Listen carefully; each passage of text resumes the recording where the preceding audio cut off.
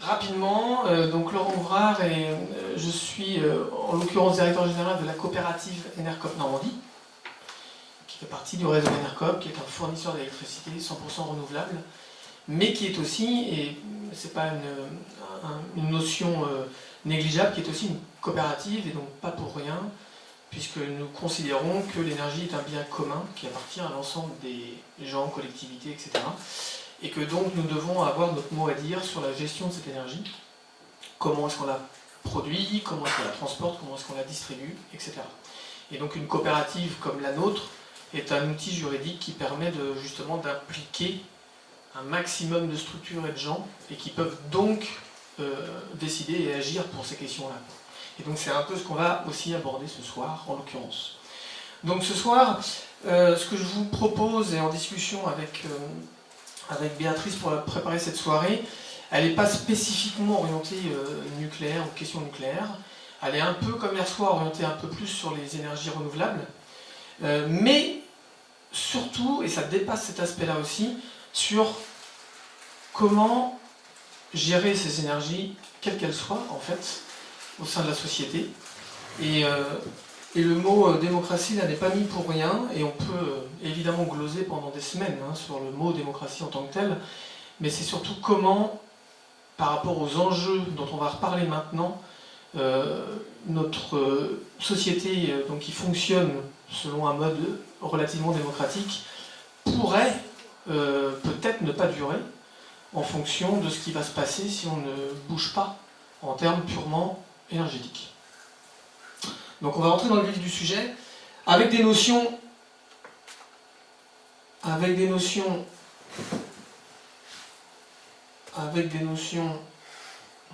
ça marchait tout à l'heure. Qu'est-ce qu'il me fait là ?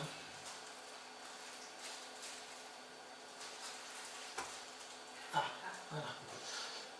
Que vous connaîtrez, mais je pense qu'il vaut mieux les répéter que de ne pas les dire.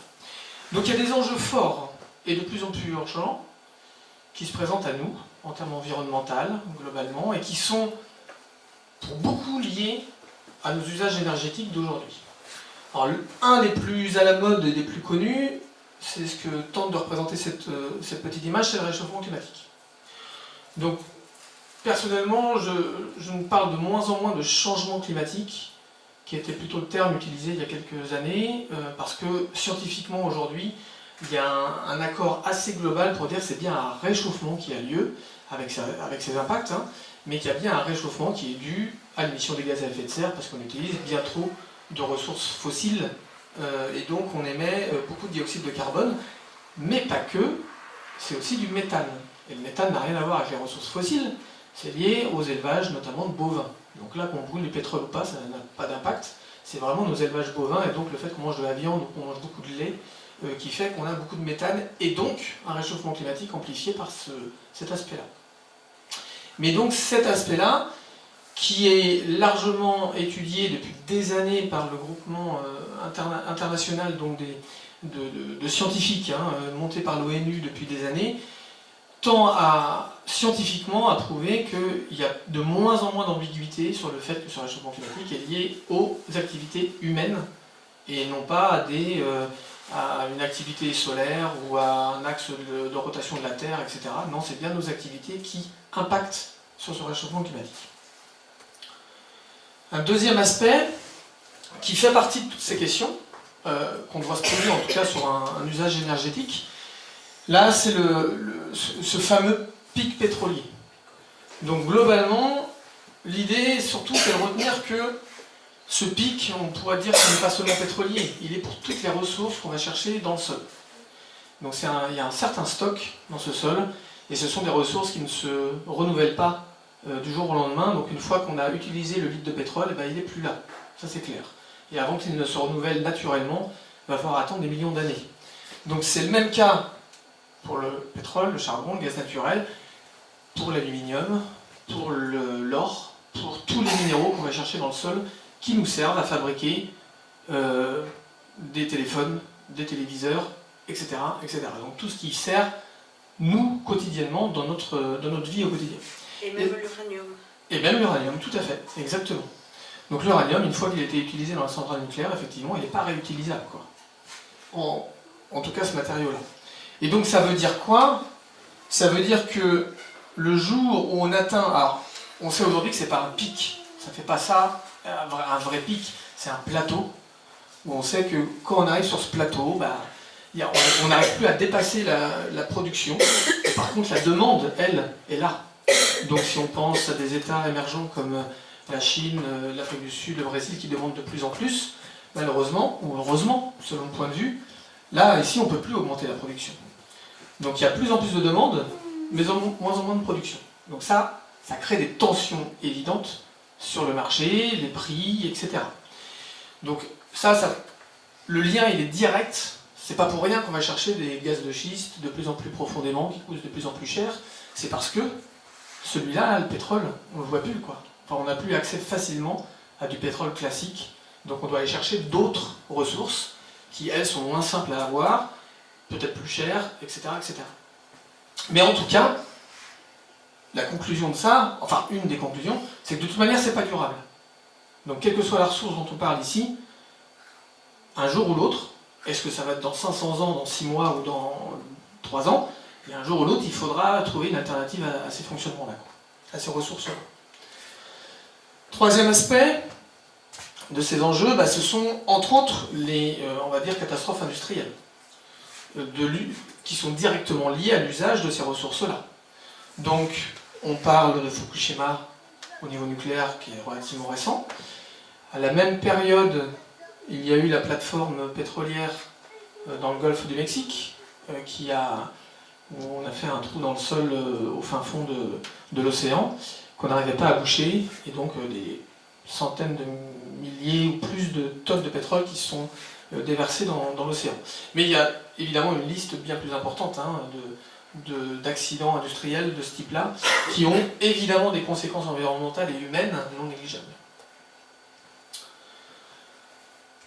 Un autre aspect dans les enjeux, c'est que là vous avez une belle maison qui représente ce qu'on appelle communément la précarité énergétique. Donc grosso modo, on a de plus en plus de bâtiments, ou en tout cas beaucoup de bâtiments, si on parle de la France, qui ne sont pas du tout isolés. Et donc on consomme beaucoup d'énergie pour les chauffer à une température qui nous convient, et cette énergie devient de plus en plus chère. Donc ça veut dire que socialement, avec un coût des ressources qui peut augmenter et des bâtiments qui ne sont pas du tout efficaces, on en arrive à des situations sociales qui sont très complexes pour les personnes qui y habitent.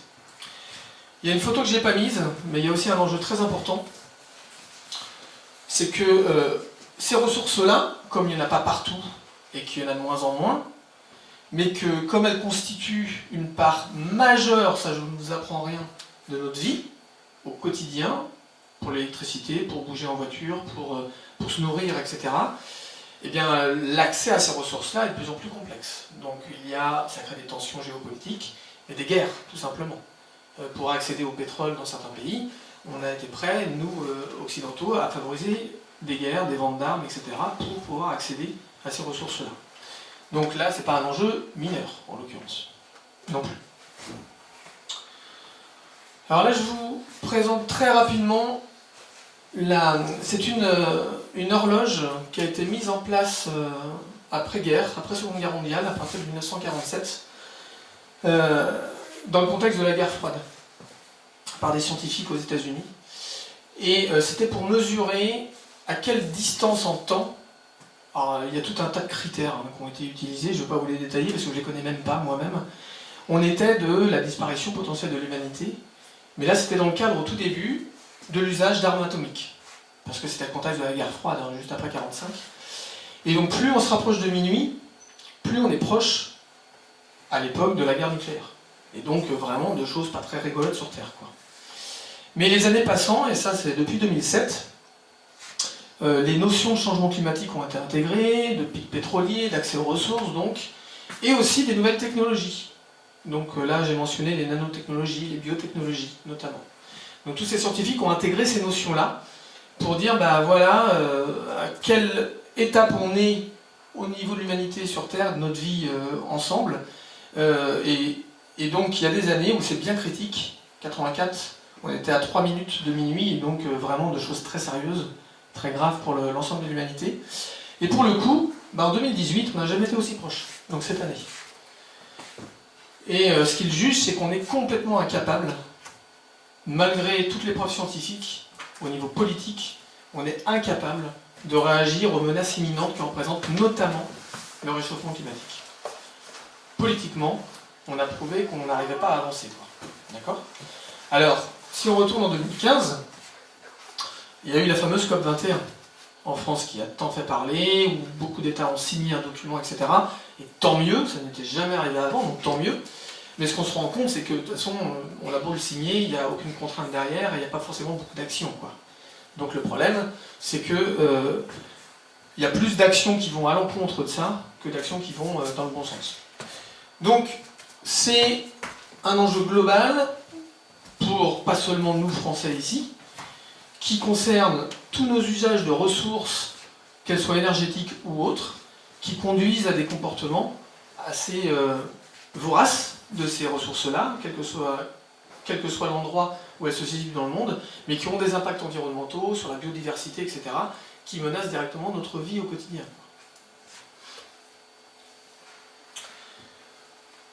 Donc, si on reprend, pour avancer un petit peu, et là je vais surtout m'arrêter aux problématiques de réchauffement climatique. Il y a des impacts clairement, on va dire quotidiens, et qui se voient déjà depuis plusieurs années dans certains pays du monde. D'accord ? On va commencer à avoir des impacts, et on en voit déjà dans des pays comme le nôtre, mais qui sont moins graves en termes de résultats, peut-être que dans d'autres pays. Pour différentes raisons. Mais notamment la production alimentaire. C'est-à-dire que plus il fait chaud dans un pays, par exemple, ou plus vous avez de pluie que ce que vous aviez avant historiquement, etc., vous provoquez des inondations, ou au contraire des sécheresses, et donc votre productivité alimentaire va être bien moindre, et il va falloir s'adapter, et une adaptation, elle ne se fait pas en 2 ans, quoi. Elle se fait en général en bien plus longtemps. Et donc ça veut dire que la production alimentaire qu'on peut avoir dans un pays donné ou dans une région donnée, qui peut suffire à un moment donné à nourrir la population qui y habite, peut ne plus suffire quelques années après à cause de ces impacts climatiques. Vous êtes tous au courant, évidemment, que ce réchauffement climatique monte aussi, a un impact au niveau du niveau des mers, et donc ce niveau augmente, il est chiffré, on voit très bien ce qui se passe, et non seulement il est chiffré, mais dans certains pays insulaires, ils voient très bien que ce niveau de l'eau augmente tellement qu'ils ont les pieds dans l'eau régulièrement dans l'année, selon les marées, selon ce genre de choses. Et donc, là, c'est 1/5 de la population mondiale qui est impactée par cette montée des eaux, en l'occurrence. Ce sont les pays insulaires qui ont mis un peu la pression à la COP21 il y a donc 3 ans, pour dire c'est bien beau vos 2 degrés maximum de réchauffement climatique, mais nous, 2 degrés, nos pays n'existent plus. Donc on veut limiter à 1,5 degré, parce qu'à 1,5 degré, on peut espérer que. Donc c'est pour ça qu'il y a 1,5 degré marqué dans le document final de la COP21 et pas 2 degrés. Je ne suis pas certain que ça changerait grand-chose, malheureusement, mais en tout cas, ils ont certains de ces pays-là, des habitants de ces pays-là, ont déjà migré vers d'autres pays parce que leur habitat leur habitat et leur survie est déjà menacé dans ces pays-là. On a un problème qui est peut-être bien moindre finalement à relativiser avec le reste, mais qu'on a vécu il n'y a pas si longtemps en France. Le refroidissement des centrales, et notamment nucléaires, qui sont le long de nos fleuves. Et donc là, ce réchauffement climatique amène aussi ces risques-là, et donc l'arrêt de ces centrales-là, parce qu'il y a un gros risque derrière d'échauffement bien trop important, et donc d'accidents potentiels. Les maladies, plus le climat change, nos chers moustiques porteurs, bêtes insignifiantes, mais porteurs de maladies assez graves, peuvent vivre à des latitudes bien plus hautes, et donc on peut commencer à revoir la malaria apparaître en France dans les années à venir, d'accord ?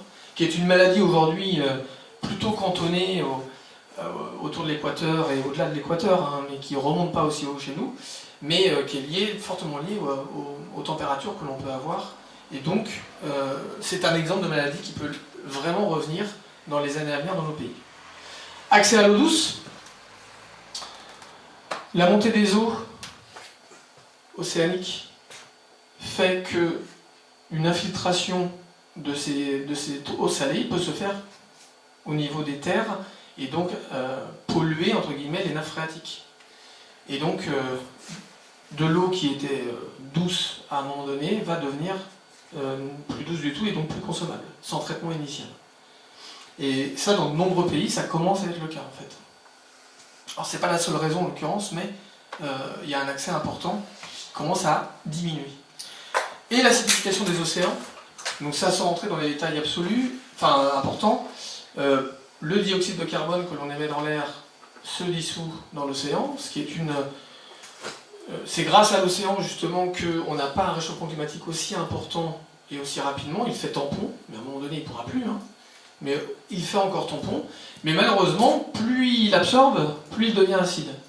Et plus il devient acide, plus les êtres vivants et les coraux notamment dans l'océan disparaissent, quoi.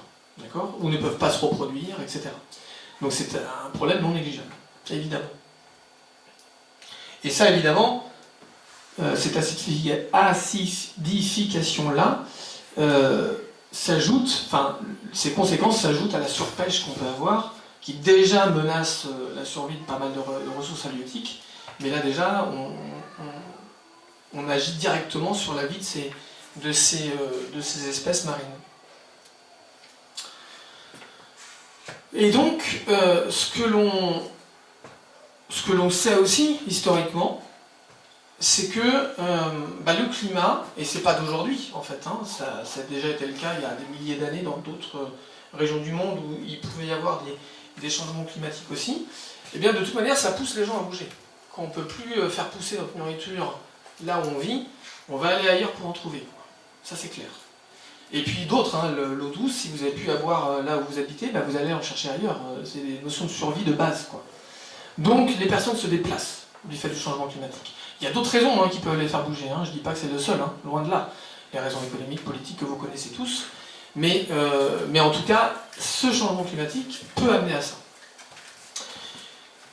Il y a de plus en plus d'études, notamment, qui vont dans le sens de dire que c'est un des facteurs, ce changement climatique, qui a provoqué la déstabilisation de la Syrie, et donc de la société syrienne en l'occurrence.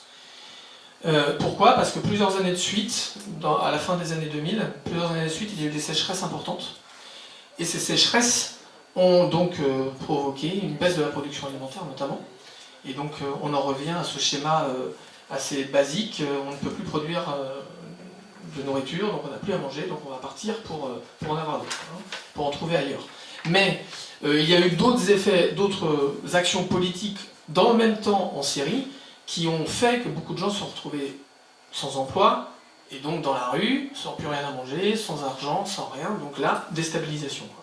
Donc encore une fois, je ne prétends pas que le changement climatique est la seule raison du conflit syrien, mais ça a certainement joué un rôle important. Et il y a d'autres domaines, d'autres régions dans le monde où il y a ce type d'impact. Si vous allez au Tchad, notamment, près du lac Tchad, il y a des choses importantes à ce niveau-là. Et puis, ce qu'on voit apparaître, et on le vit aujourd'hui en Europe, on ferme nos frontières. Beaucoup de réfugiés qui arrivent, on ne veut pas les voir ici, sous différents arguments, mais qui sont présentés. Et donc, au lieu d'accueillir, on ferme les frontières. Et puis, ça favorise évidemment les discours assez nationalistes qui vont aller à l'encontre, justement, de l'accueil de ces personnes qui voudraient trouver un monde meilleur pour vivre.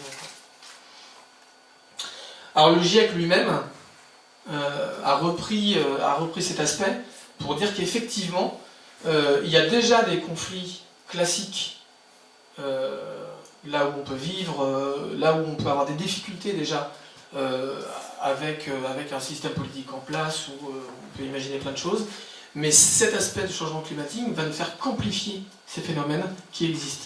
Et même là où il n'y existe pas spécifiquement de tension, eh bien ce réchauffement climatique va les amener.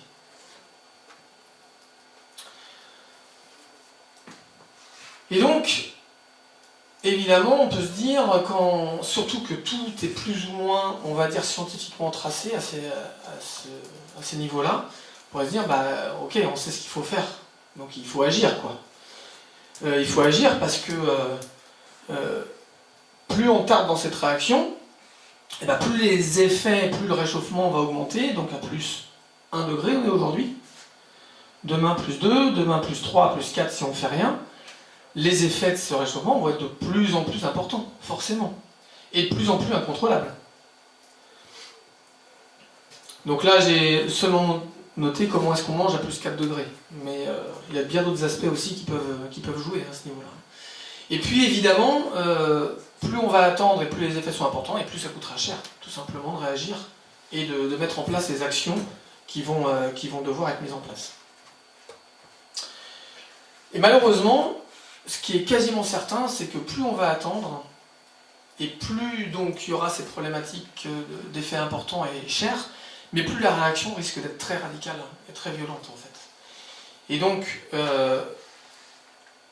vu l'urgence de la situation qui pourrait se présenter, politiquement, on pourrait décider clairement d'imposer certains choix qui, 50 ans avant, auraient été très bienvenus de toute manière, mais qu'on aurait eu le temps de mettre en place et de sensibiliser, d'impliquer les personnes pour qu'elles comprennent les raisons de ces changements, mais que quand on n'a plus le choix, ben, on demande encore moins, en fait, clairement, l'avis des personnes pour appliquer les solutions qu'on penserait être les bonnes.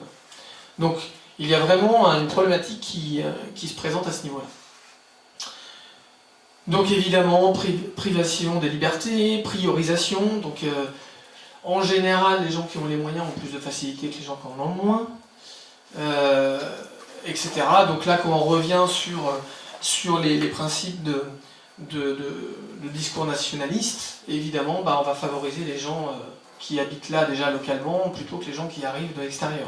Il y a tout ce genre de comportements qui malheureusement peuvent clairement arriver s'il n'y a pas de réaction plus rapide, en l'occurrence.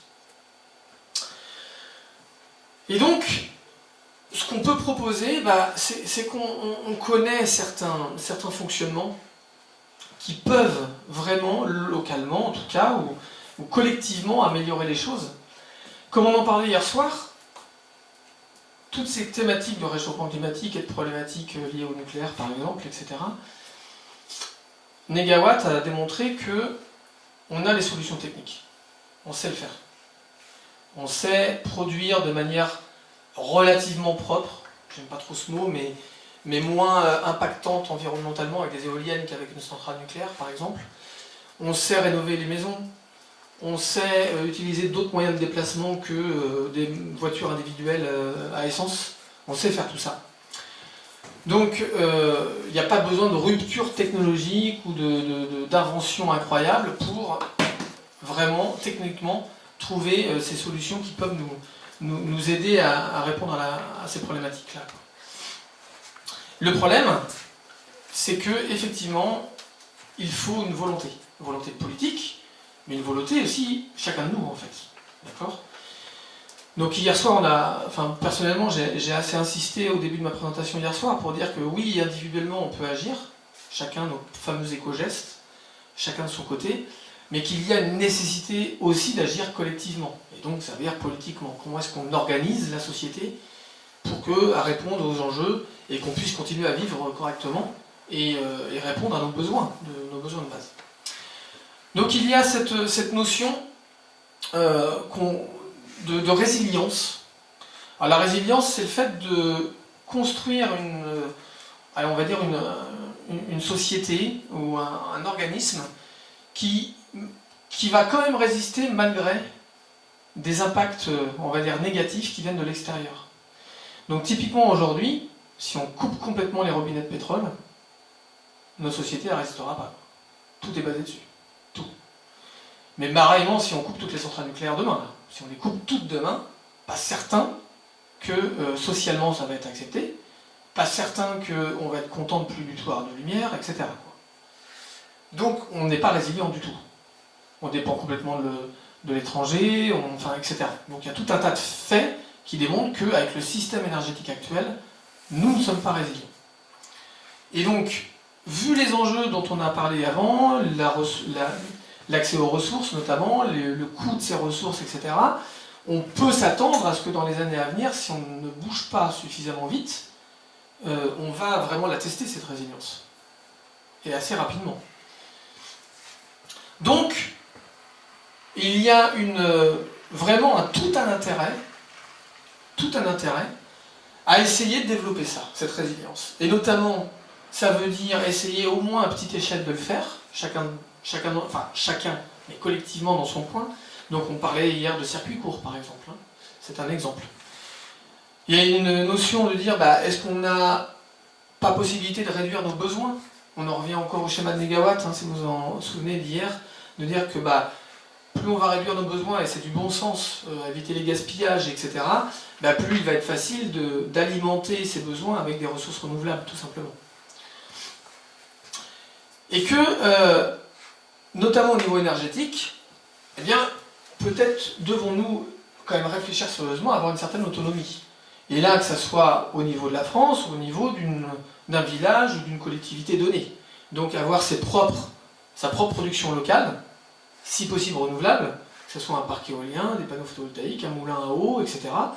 Et là, je vous ai mis une carte en fait des projets qui sont soutenus par Énergie Partagée, dont on parlait hier. Donc, ce sont des projets qui sont possédés par la collectivité et les habitants dans tel village, telle ville, etc.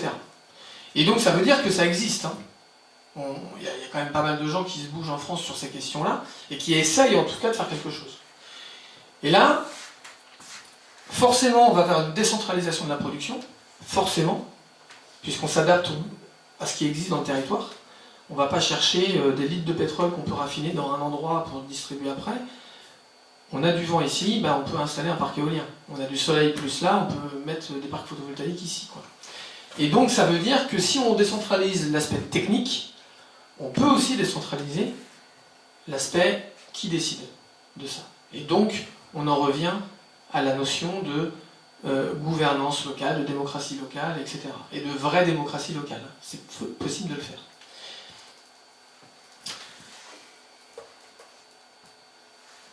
Et donc, il faut arriver à faire le lien entre nos pratiques au quotidien localement, quelles qu'elles soient, et le fait de pouvoir appliquer, si possible, alors moi ici j'ai mis des pratiques coopératives, parce que c'est ce qu'on applique tous les jours, on essaye en tout cas au sein d'Enercop, mais il peut y avoir des pratiques qu'on pourrait qualifier de, pas coopératives, mais en tout cas démocratiques, etc.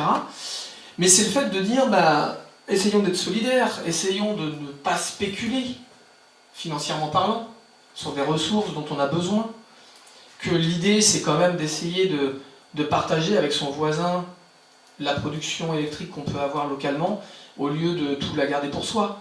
Donc là par exemple, nous, Enercop, on n'est pas favorable à un système purement autarcique, qui est largement mis en avant par certains acteurs pour dire ayez vos panneaux photovoltaïques, mais ayez vos batteries aussi.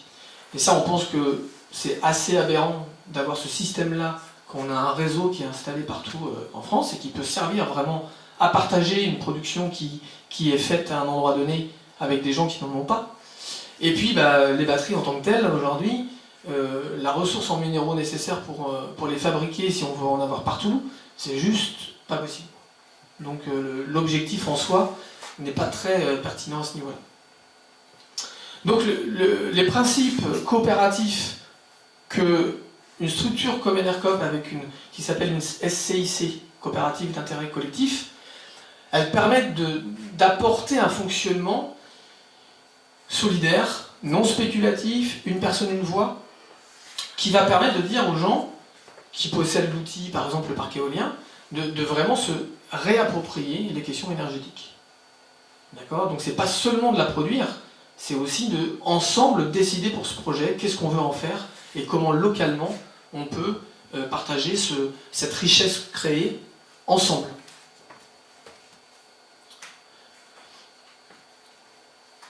Et donc ça c'est un terme qui existe depuis pas mal de temps, l'économie sociale et solidaire, mais elle regroupe énormément de concepts, dont ceux que j'ai pu énoncer tout de suite, mais il est clair qu'elle fait partie intégrante d'une solution sociale que l'on pourrait mettre en place ensemble, tous, pour arriver à fournir l'énergie, la nourriture, la mobilité à tout le monde, si on appliquait ça de cette manière-là. Pourquoi ?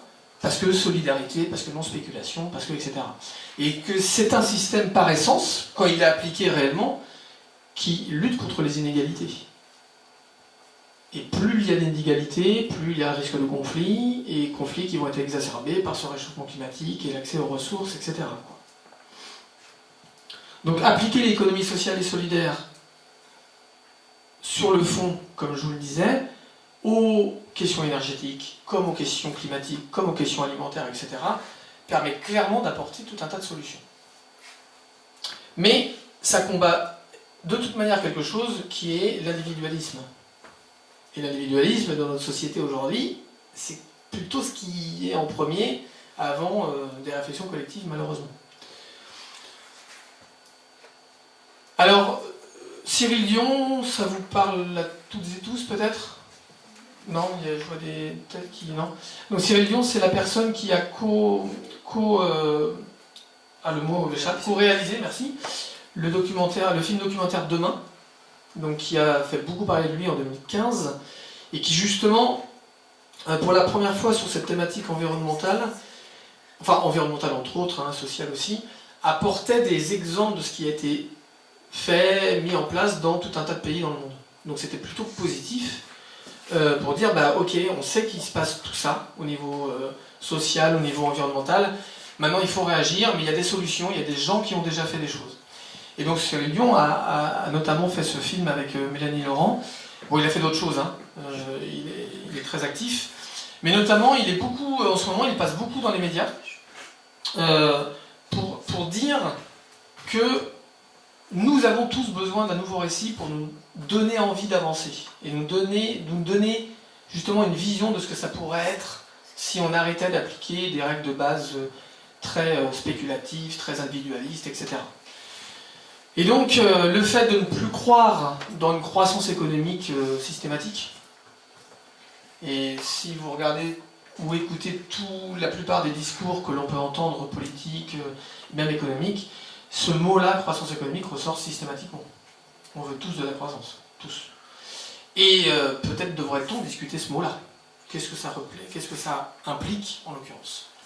Et surtout que une croissance économique illimitée dans un monde qui, lui, est limité, est-ce que c'est possible ?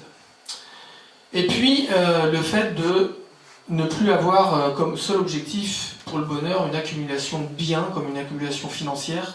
Est-ce que ça doit être un objectif en soi pour être heureux ? Chacun pense ici que c'est pas forcément l'objectif majeur et que c'est pas ça qui sert à être heureux, mais pourtant, une des sources d'inégalité dans le monde, c'est ça. C'est que certaines personnes pensent que c'est le moyen d'aboutir à leur propre bonheur, etc. Et pourtant, on se rend bien compte que c'est pas vraiment le cas.